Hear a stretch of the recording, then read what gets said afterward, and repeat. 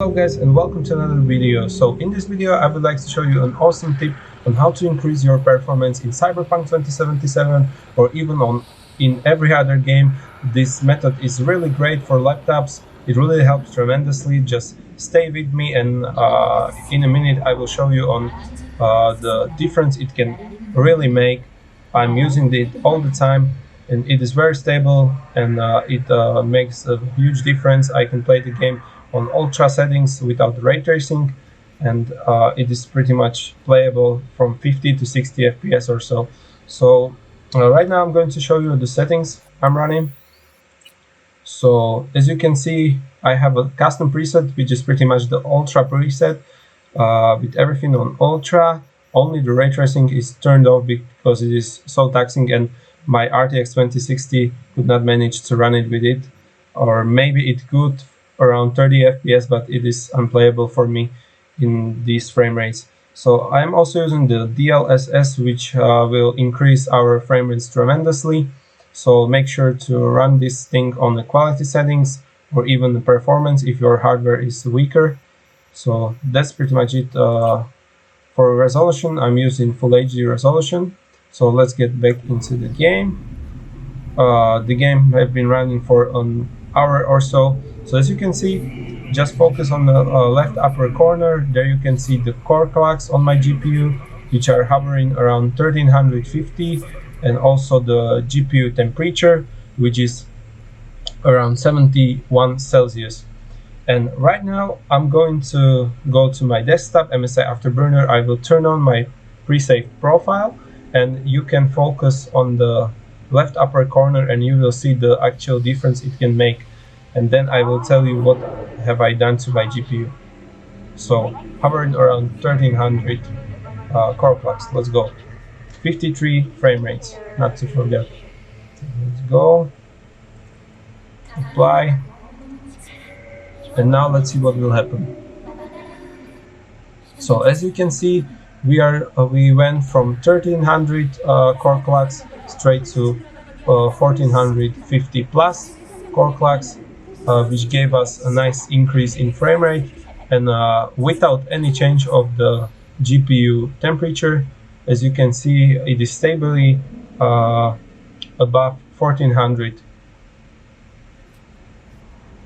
So let's take our car for a drive.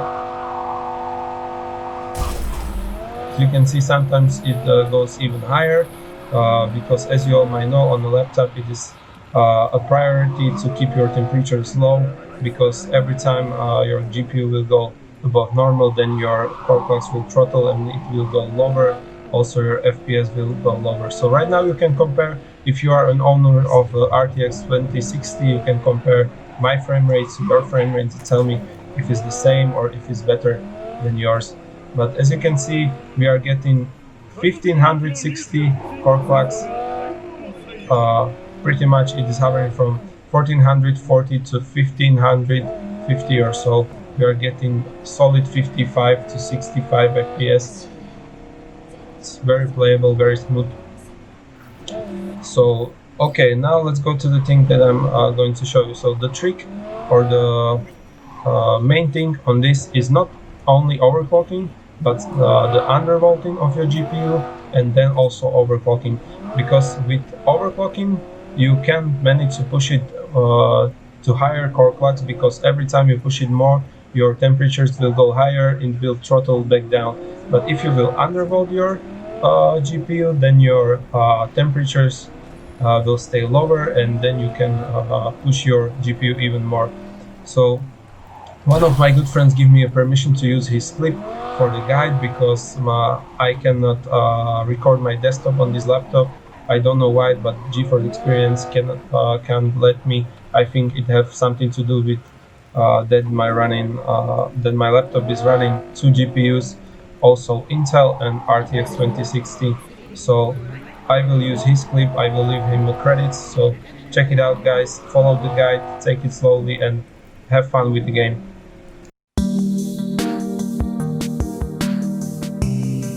So let's tweak the setting by 10 or 15 megahertz, and same for the memory. Apply. let's check into the game. So here you can see there is a slight gain over the megahertz we already had. And let's jump to the MSI and slightly increase more both of them and apply. Okay, so let's jump back to the game, and you can see there is slight more gain what we had before. Now you'll always need to check how much FPS you're getting on this and what's the core clock is suitable for your graphic card. Based on that one, you just have to trial and error this thing. You'll have to keep doing this until you find the best point, and for mine I already have done some changes. So on a 200 more clocks and 219 for the memory, and you can see there is a gain in FPS. Now let it be for a while and see the stability. We are not having any artifacts, and that's it. That's how you overclock. But that's not all. You have to undervolt this to maintain the thermal efficiency on your GPU. So let's get started for that. You open up the curve. You can see here's the curve editor is showing the stock curve and overclock curve. Now we'll match this maximum value here with this running game, and you see what is the stable megahertz you're getting after the overclock. So it's pretty much stable at 1845 for me,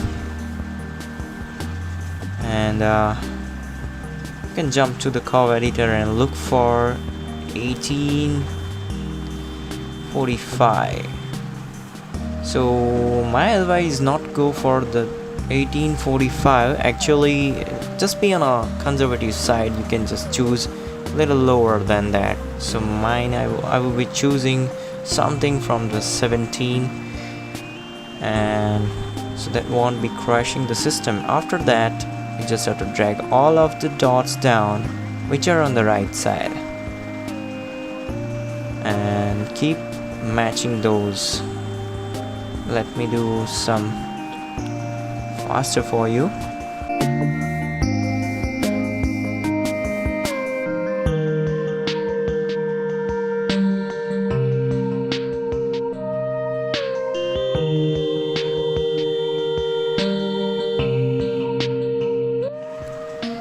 So done.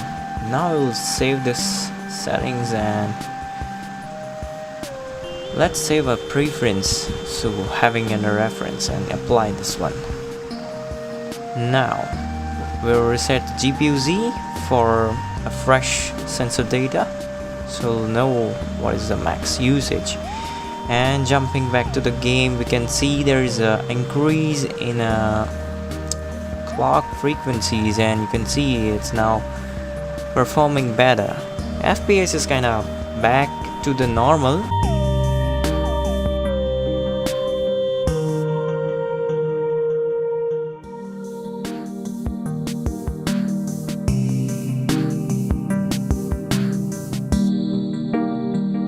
We can just save a bit more on this one, and we can proceed further by reducing more over voltage. You can see right now it's 0.8500 and somewhat near that. So just once more edit the curve, and you'll find some value, and we'll bring up those value because that's a referencing to 0.831. So meaning we are reducing further to 831 from 8500. So it's like you're adjusting voltage value, and accordingly you have to adjust to smoothen the curve on a left side. Make sure it's all smooth like this, and that's okay. Close this up. We'll just fine-tune this one, and yeah. So now save this for again a reference and apply. Now we'll jump back to the game after this refreshment of GPU Z, and you can see now it's pretty much stable and slight improvement over FPS, and frequency is pretty much stable at this point. So this is how you save more on GPU voltage and gain some more frequency. That's a balance between overclock and a thermal throttling. You can even see the perf cap region is now idle even though the GPU was in use. So that's how you perfectly undervolt your GPU.